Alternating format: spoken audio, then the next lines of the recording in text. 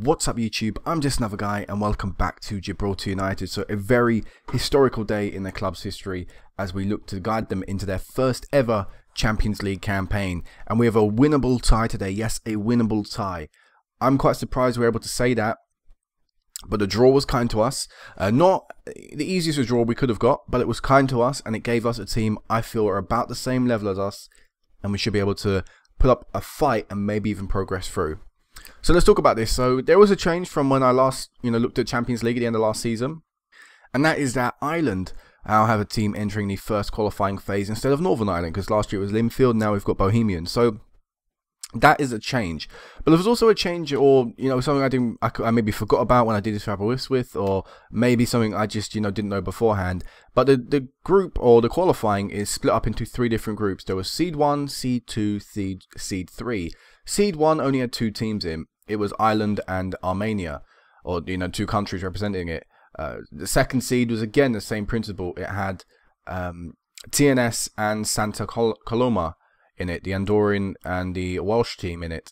And then the third seed had us, the team from Faroe Islands, the team from San Marino, and the team from Estonia. Now, we spoke about this beforehand, how the teams from Estonia are professional, so we wanted to avoid them. So the teams from San Marino are amateur teams, so of course we wanted to get them.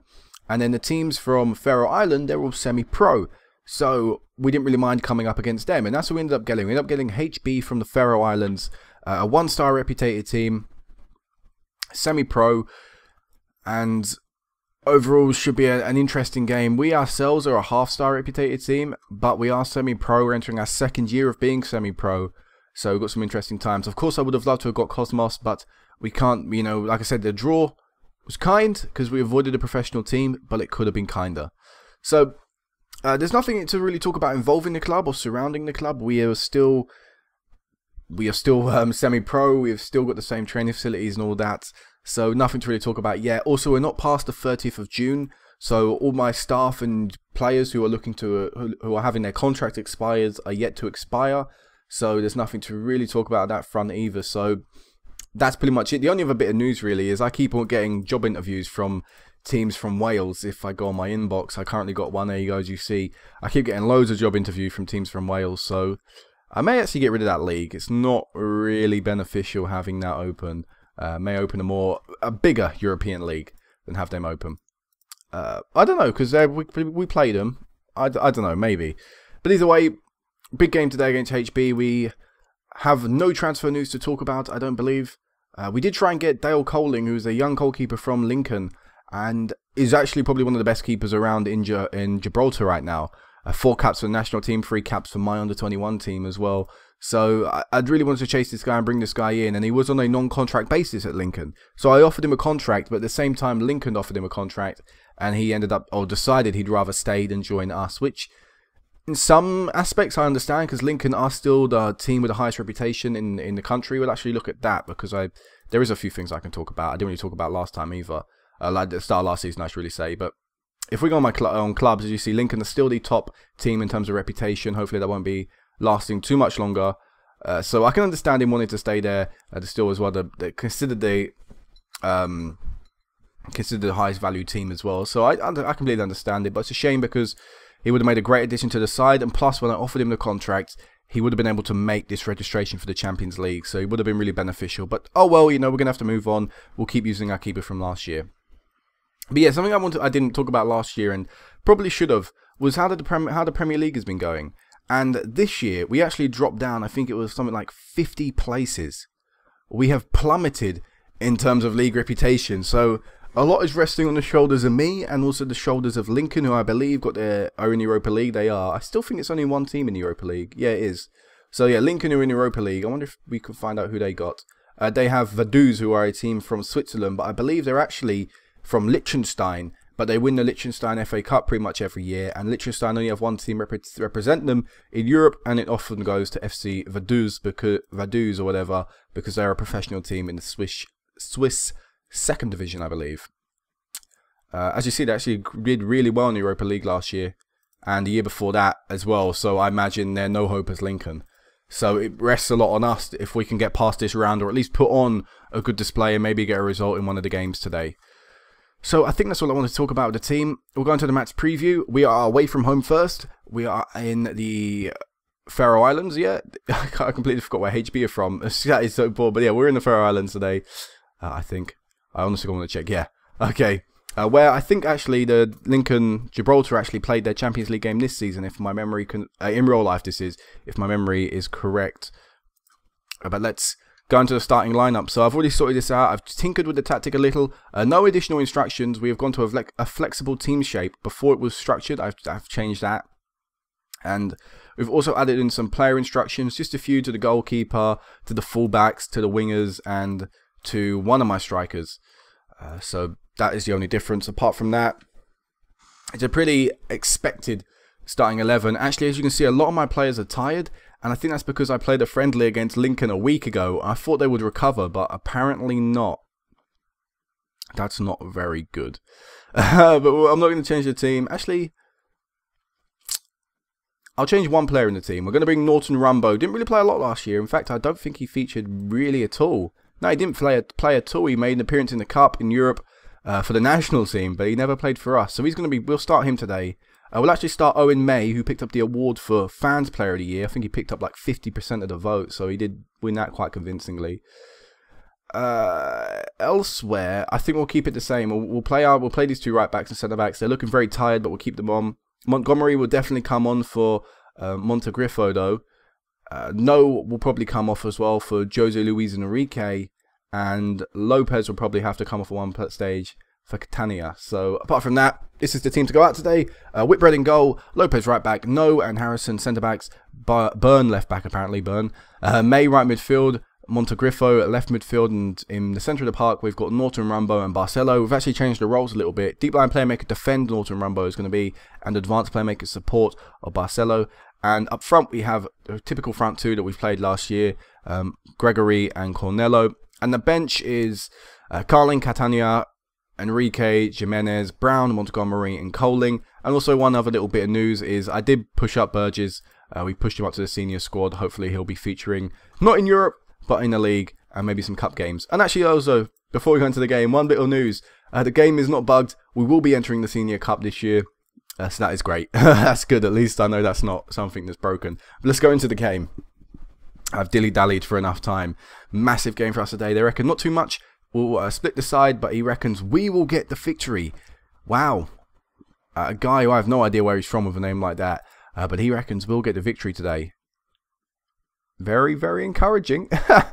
Even if it is just some random-ass pundit giving us a win. They've gone for a 5-3-2. That is a very awkward formation. I think it's hard to play that formation. But if you can get it right, it is very difficult to A, defend and B, attack from. If it, like I say, if it's done right. If it's not done right, you can be quite easy to exploit. Alright, so encourage them. I'm going to calmly tell them because these lads will be very nervous for such a big game. Go out there and grab a win. Seems confused. Let's see if you can patch that up in any way. Oh no. Told the guy no pressure and he listened nervously. But either way, here we are, the start of our first ever Champions League campaign. HB versus Gibraltar United. Let's see if we can get an early goal here. Barcelo back to Mongrifo. And it's No with the goal. No has scored our first ever goal in the Champions League. Tito No. And 3 minutes into the game, we've started off our Champions League campaign in the perfect style. Perfect. A little bit fortunate. Poor defending all round from them. But either way, Tito No at the far post is able to volley that one in. Ideal start. And plus an away goal. Here is May now in their box, in HB's box. Rumbo to Lopez out wide. Whipping this one in and it's hit the crossbar. And it's gone out for a goal kick. Unlucky there. Not the best cross in the world, but still unlucky. And time is ticking away. Or time is ticking by, I should say. Not ticking away. We're not in the second leg yet. Alright, we're going to attack down the left this time. As you see, I like that 5 in the back formation. When you're defending, you've got 5. When you're attacking, you should have 5 in midfield. But by the looks of these guys, they're playing a very defensive 5-3-2. And that means they're not really offering too much width going forward. As Lopez finds the space out wide to push forward. And, oh, not a good cross yet again. Straight to keeper. Another poor cross from us. That's the second time from that right position as well. From the right side of midfield. Here is May, our right midfielder now. Let's see what we can do with it. driving down that right-hand side, plays it back to Norton Rumbo, out to the left-hand side of the pitch, brilliantly spreading the play, and we've actually scored in the space of 2 passes. We spread the play all the way out wide, and also in the opposition's box, and Montegriffo has scored the goal, which has given us a 2-0 advantage. What an absolutely brilliant first ever game in the Champions League. Alright, Lopez is looking near death right now. We're going to have to definitely consider taking him off in a second. But my God, I'm surprised we're doing this well. Honest to God. We do know who we could potentially be playing in the second round. I forget their name and I forget their country they're from.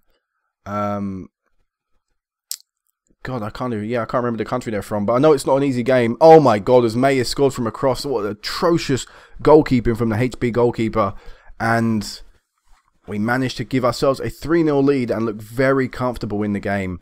And we'll definitely be making some substitutes now, resting up our players. Let's go and do that. I always pick on players, not overall. So we're going to take Lopez off the field, bring on Catania. We're going to bring on Jose Luis Enrique, take off Tito No. And we're also going to take off probably I think we'll take off Barcelo and we'll bring on Terry Brown. We'll give the youngster a go. So 3 substitutions. I forgot to do a team talk. 3 substitutions at half time. Quite a risky manoeuvre because if we pick up any injuries and the fitness of some of our players, that could happen. But I think it's a risk worth taking. As long as May, I was going to say, look like May have picked up an injury. No highlights. I don't know what's going on. We've got this weird floating camera as well. Alright, let's go back to the live match and see if that sorted itself out. Just seemed weird that we weren't getting any highlights and it was floating around. But an eventless second half wouldn't be the worst thing. You know, we've made them subs. I think in the second leg I might even rest up a few players. That's how confident I will be at home. Because look at the conditions of some of my players. I've never seen players ever get this low. Our left back's picked up a knock. I would expect that. At some of the conditions, I'm surprised all these guys are still able to walk with the condition they're on. I mean, my God, oh no, poor pass. That may be tiredness there as an issue, and we could be about to see our first highlight of the second half. Cornello, I don't know if this is actually a highlight or just, you know, the final game sort of wrapping up incident thing that goes on all the time. I think it is the second. As we won 3-0 in the first leg. Great start. Only 45 minutes gone really in the leg. You know, we're only halfway through of the tie, but I can't see them getting a way back. They did not look good in any variation of that word. They look poor, so poor. From our standard as well, that is quite surprising. But other results, TNS won, Bohemians won, thumped the other team, and also the team from Estonia as well won. So, I'll meet you back for the second leg. Alright guys, so we're at the second leg now, and before I talk about this, before we go into the game, I want to talk about a few actions that have happened off the field of play for us, and it is that we've made some major action in terms of our staff. Now, what I did is I had a coach whose contract expired and a scout, and what I ended up doing is look at, you know, because of that, I ended up looking at, you know, who was available in terms of a coach and a scout.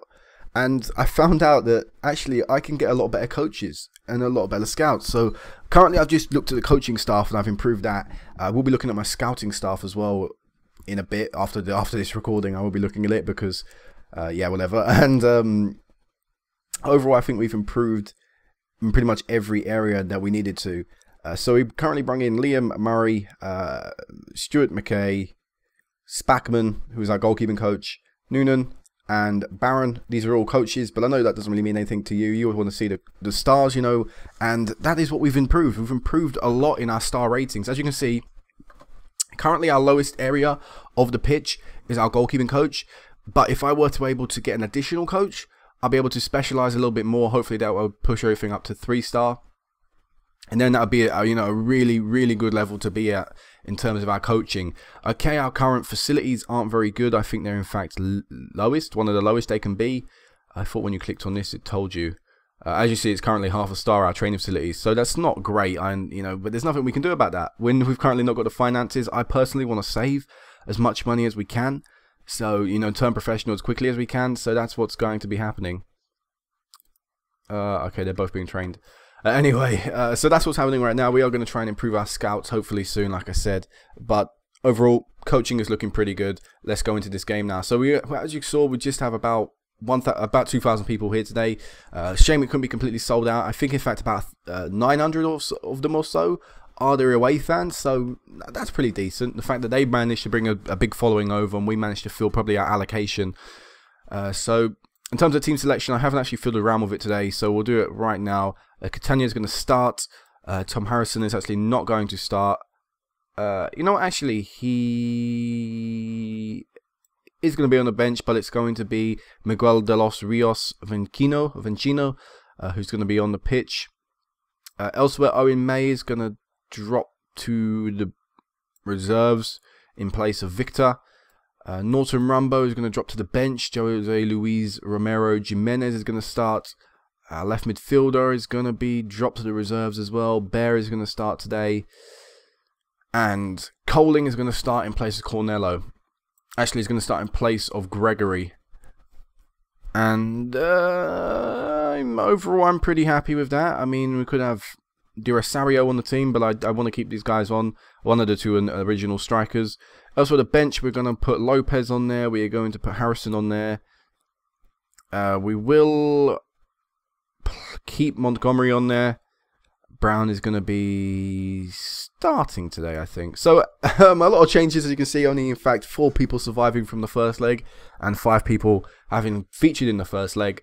But I just want to play the fittest squad possible today because we will be looking forward to, hopefully, a second round or a second qualifying phase game. So, you can have 26 as our left back. And there we go with our 3-goal advantage. And you know how comfortable we looked in the first leg? I don't feel like there's any need to worry too much about this match, which is why I'm willing to make all them changes to the starting 11. That could quickly backfire on me, and I could be forced to make some tactical changes and some actual substitutions if HB suddenly change the team they are in this leg and suddenly look a lot more threatening, but that doesn't look so in these first 11 minutes, as Coling really should have scored his first ever goal for the club in the Champions League. Not in his history, but in the Champions League. Because, you know, despite the fact he's only been here probably about 4 or 5 months, he has managed to score goals previously. Oh my god, as they do get a goal straight away from that set piece, they managed to launch the ball forward and create a really good counter-attack. As HB have found themselves with an away goal and with a 1-0 lead with majority of the game still left to play. Not looking great. That didn't. We've had 3 half chances though. That is still a positive. We still look, out of the 2 teams, more threatening. A lot of the ball, a lot of chances being created by us. HB have created equal amount of chances, but they've not been as good as ours. But oh no, a poor defensive mistake, and thank God for us, they can't shoot, as we would have been 2-0 down and only had a goal advantage on aggregates. Brown's ball in, little bit fortunate there. I don't know if that counts as an own goal. It doesn't. But either way, Salfos, who missed a chance at the other end of the pitch, is to blame as HB concede and make it 1-1 and 4-1 to us on aggregate. Brown's not great cross in. Rios Vencino, I never really know how to pronounce that. I always think it's Vencino, Vercino. I have no idea. Either way, 1-1 at half time. Let the boys know, right, they're clear minds. You know what? Yeah. Oh god. You just skip that team talk. Do whatever. I wonder if in this future we could get seats at this stadium, as in it's a fully 5,000 seater stadium. I mean, in real life, the Gibraltar FA are, as we take the lead on the day, Rios Vencino with another goal to add to his one earlier on, another set piece as well, and probably not good marking. It looks like they're doing a little bit of zonal marking there. No real man marking going on, and we're able to capitalise on a system that I think is quite flawed. But yeah, in real life they are planning to build a new stadium. I know that's a fact. We're going to bring Tom Harrison on. We are going to also bring on Gregory. We're also going to look to take off Terry Brown and bring on Barcelo. But yeah, in real life they're planning to build a new stadium so that they are eligible to play their European Championship games and maybe potential World Cup qualifying games, if their appeal goes through. Actually in Gibraltar, there we go, instead of in Portugal as they're currently being played. So I wonder if in game they'll allow me to, build a new stadium or expand this stadium or allow seats to be put into this stadium. Because in real life, I doubt any club would ever get enough finances to officially do that to this stadium, considering it is all shared But it'd be nice if we could do that in game, you know, manage to get a 5,000 all-seater stadium to actually legitimately play some Champions League games at. Because actually, I don't have a clue what would happen if we get into the Champions League group stages or something like that. You know, would we be allowed to play at another stadium? Would we be forced to play in Portugal? That would be something. It'd be interesting to see what happens, because it looks like we're potentially going through to a second qualifying phase.